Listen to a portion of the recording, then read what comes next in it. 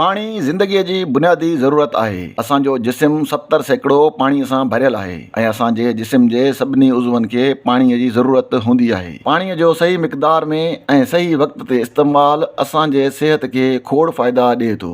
मानी खां अॻु पाणी पीअण सां असांजो पेट भरियल महसूसु थिए थो ऐं असां घणो खाधो नहियूं खाईंदा। इन सां असांजो वज़न नॉर्मल रहंदो आहे ऐं असां थोल खां बची वेंदा आहियूं। मानी खां अॻु पाणी पीअण सां असांजो मादो साफ़ थींदो आहे ऐं खाधो सुठे नमूने हज़म थी वेंदो आहे। इन सां कब्ज़, बदहाज़मो ऐं गैस जी तकलीफ़ न थींदी आहे। खाधे खां अॻु पाणी पीअण सां असांजे जिस्म में रत जो वहिकिरो बहितर थिए थो ऐं असांजी दिलि सिहतमंद रहंदी आहे, जंहिंसां ब्लड प्रेशर, दिलि जूं बीमारियूं ऐं रगनि जूं बीमारियुनि खां बचाव थींदो आहे। खाधे खां अॻु पाणी पीअण सां असांजी खल साफ़ ऐं चमकदार थींदी आहे। पाणी खल जे ज़रिए मादनि खे ख़ारिज कंदो आहे ऐं खल खे घिम ॾेई लचक पैदा करे थो। इन सां खल में गुंज, दाणा, दाग ऐं चुटा नाहिन थींदा। खाधे खां अॻु पाणी पीअण सां असांजे मिज़ाज ऐं ज़हनी सिहत में बहितरी ईंदी आहे। पाणी असांजे दिमाग़ खे ऑक्सीजन ऐं ग़िज़ाइयत फ़राहम कंदो आहे ऐं दिमाग़ जे कमु करण खे सवलो बणाईंदो आहे। इन सां असांजी यादाश्त, ध्यानु ॾियण जी सलाहियत वधंदी आहे। उन सां गॾोगॾु पाणी